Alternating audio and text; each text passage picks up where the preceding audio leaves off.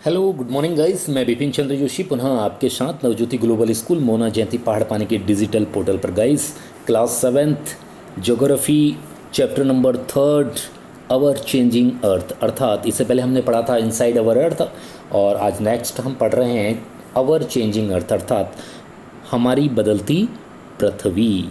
Guys एक GK के लिए मैं आपको बता दूं कि जो चंद्रमा है उसकी किरणें धरातल पर पहुंचने के लिए 1 मिनट 4 सेकेंड और जो सूर्य की किरणें हैं 8 मिनट 22 सेकेंड तक का टाइम लेती हैं।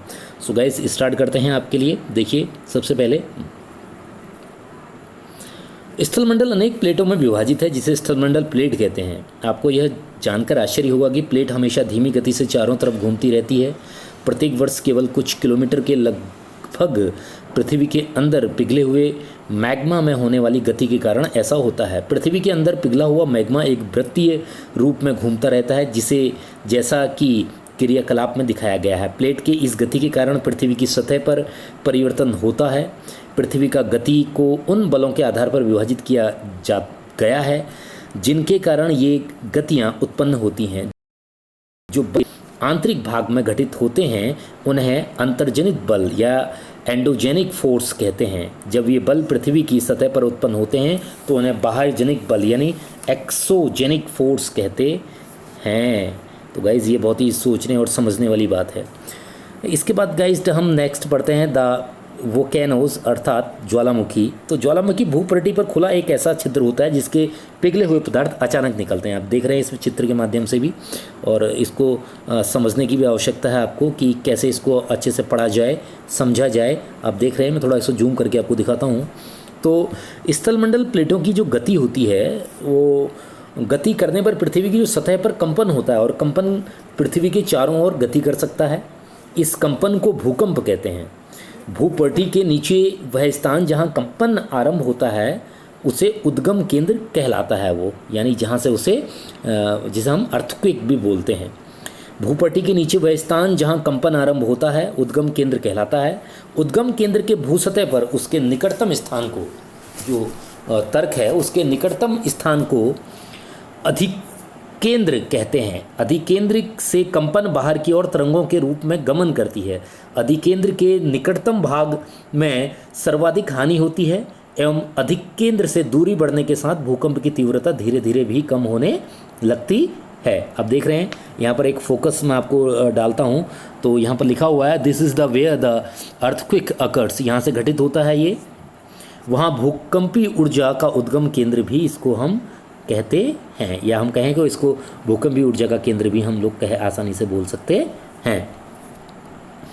नेक्स्ट है यद्यपि भूकंप की भविष्यवाणी संभव नहीं, लेकिन यदि हम पहले से तैयार हों तो इसके प्रभाव का निश्चित रूप से कम किया जा सकता है। इसके प्रभाव को कम किया जा सकता है। स्थानीय लोग कुछ सामान्य तरीकों से भूकंप के संभावित बिंदुओं को भी इसको देखते हैं, चेक करते हैं और स्थानीय माध्यम से इसकी संभावना अनुमान लगाते हैं। जैसे जानवरों के व्यवहार का हम अध्ययन, तालाब में मछलियों की उत्तेजना, सांपों का धरातल पर आना, ये सब करते हैं, तब हम इसको भी ध्यान से सुनते हैं। और गाइस इसको जो मापने का यंत्र होता है वो आप सबको मालूम होगा कि जो भूकंप की तीव्रता को मापने का यंत्र होता है उसको हम सिस्मोग्राफ भी कहते हैं, या इसके भूकंप लेखी भी इसको कहते हैं। और इसको आप देख सकते हैं कि ये आपको साइड्स में दिखाया जा रहा है यहाँ पर कि किस तरह से इसको हम लोग मेज़र करते हैं या किस तरह से इसको हम आसानी से पढ़ भी सकते हैं। तो समाचार पत्रों में भी आप लोग देखते हैं भूकंप कहाँ से आता है, कैसे बचा जाए। बहुत सारे लोग कहते हैं कि दरवाजे के नीचे, खिड़की के नीचे, तख्त के नीचे, ये सब बहुत सारी जो इम्पोर्टेंट्स थिंग हैं ये भी इसको हमें मेजर करती हैं। अब गाइस बात आती है मेजर्स लैंडफॉर्म्स, अर्थात मुख्य जो स्थलाकृति हैं वो क्या क्या होती हैं।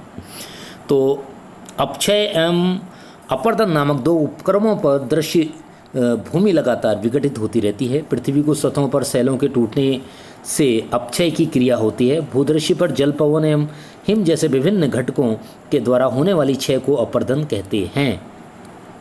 यानी इसको इरेशन भी कहते हैं, जो जगह जगह पे ये चीज़ें होती हैं।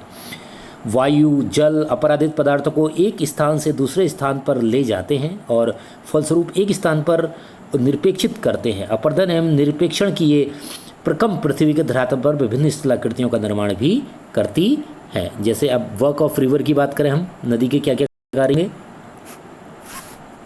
तो इसमें दिखाया गया है कि नदी मैदानों क्षेत्र में प्रवेश करती है, मोड़कर मार्ग पर बहने लगती है। नदी के इन्हीं बड़े मोड़ों को विसर्प कहते हैं। ये बड़े जो मोड़ हैं इसको वाटरफॉल कहते हैं। वाटरफॉल का जो हिंदी होता है वो विसर्प कहते हैं। इसके बाद विसर्पों को किनारे पर लगातार अपरदन एवं निक्षेपण शुरू हो जाता है। विसर्प लूप के सिरे निकट आते जाते हैं। समय के साथ साथ विसर्प लूप नदी से कट जाते हैं और एक अलग झील बनाते हैं, जैसे चाप झील भी कहते हैं। कभी कभी नदी अपने तटों से बाहर बहने लगती है, फलस्वरूप निकटवर्ती क्षेत्रों में बाढ़ आ जाती है। बाढ़ के कारण नदी के तटों के निकटवर्ती क्षेत्रों में महीन मिट्टी एवं अन्य पदार्थों को निरीक्षण करती है। ऐसी मिट्टी एवं पदार्थों को अवसाद करती है। इससे समतल उपजाऊ बाढ़कृत मैदान का निर्माण होता है। नदी के उत्थित तटों को तटबंध कहते हैं। समुद्र तक पहुँचते पहुँचते नदी का प्रभाव धीमी हो जाती है तथा नदी अनेक धाराओं में विभाजित भी हो जाती है, जिसके फलस्वरूप हमको ये देखने को मिलता है कि जो रिवर्स होती है वो कई तरीके से भी चीज़ें आ सकती हैं, जैसे और कई तरीके से जब भागों में वो बढ़ जाती है तो उसको हम वितरकिया भी कहते हैं। यहाँ नदी इतनी धीमी हो जाती है कि यह अपने साथ लाए मलबे का निक्षेपण करने लगती है। प्रत्येक वितरिका अपने मुहाने का निर्माण करती है। सभी मुहानों के अवसादों के संग्रह से डेल्टा का निर्माण होता रहता है। गाइस अब बात करते हैं हम समुद्री तरंगों के कार्य क्या क्या होते हैं। अब देखिएगा कि यहाँ पर जो वर्क ऑफ सी वेव्स हैं उसके क्या वर्क होते हैं, उसको भी ज़रा हम गहनता से पढ़ेंगे। तो समुद्री तरंग के अपरदन एवं निक्षेपण तटीय स्थलाकृतियाँ बनते हैं। समुद्री तरंगें लगातार सैलों से टकराती रहती हैं, जिससे दरार विकसित होती है। समय के साथ और बड़ी और चौड़ी हो जाती हैं। इनको समुद्री गुफा कहते हैं। इसको हम सी केव्स भी बोलते हैं।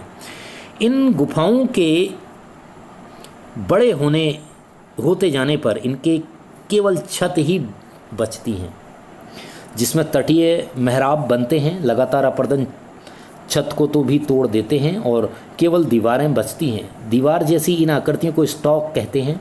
समुद्री जल के ऊपर लगभग ऊर्ध्वाधर उठे हुए ऊंचे शैलीय तटों को मुख्य भूभाग कहते हैं। समुद्री तरंग किनारों पर अवसाद जमा कर समुद्री पुलिन का भी निर्माण ये करते हैं। अब आती है वर्क ऑफ आइस, अर्थात हिमनद के क्या कार्य होते हैं।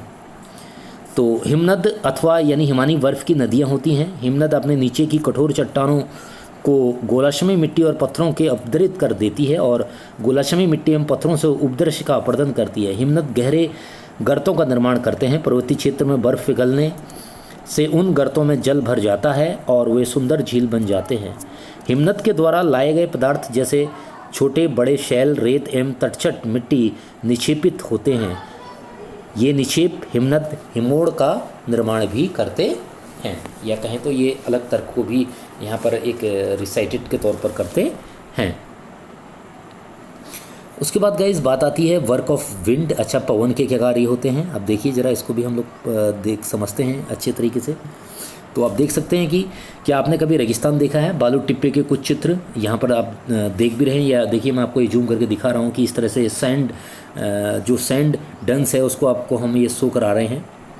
सो गाइस, रेगिस्तान में पवन अपरदन एवं निक्षेपण का प्रमुख कारण है। रेगिस्तान में आप छत्रक के आकार के शैल देख सकते हैं, जिसे सामान्यतः छत्रक शैल कहते हैं। पवन शैल के ऊपरी भाग की अपेक्षा निचले भाग को आसानी से काटती है, इसलिए ऐसी शैल के आधार संकीर्ण एवं शीघ्र विस्तृत होते हैं। पवन चलने पर यह अपने साथ रेत को एक स्थान से दूसरे स्थान पर पहुंचाती है। जब पवन का बहाव रुकता है तो यह रेत गिरकर छोटी पहाड़ी बनाती है और इनको बालू टिब्बा कहते हैं। इनको हम बालू टिब्बा भी कहते हैं, सैंड डंस भी इनको कहते हैं। और इसमें हम ये भी देखते हैं कि अत्यधिक दूरी ले जाते हैं। जब ये बालू कण विस्तृत क्षेत्र में निक्षेपण हो जाते हैं तो इसे लोएस कहते हैं। चीन में विशाल लोएस निक्षाई भी जाते हैं। सो गाइज, आज के लिए इतना ही। Thank you so much for watching. Chapter number 3 geography class 7 finish होता है। नेक्स्ट हम लेके आएंगे चैप्टर नंबर 4। तब तक के लिए thank you so much guys. Thank you.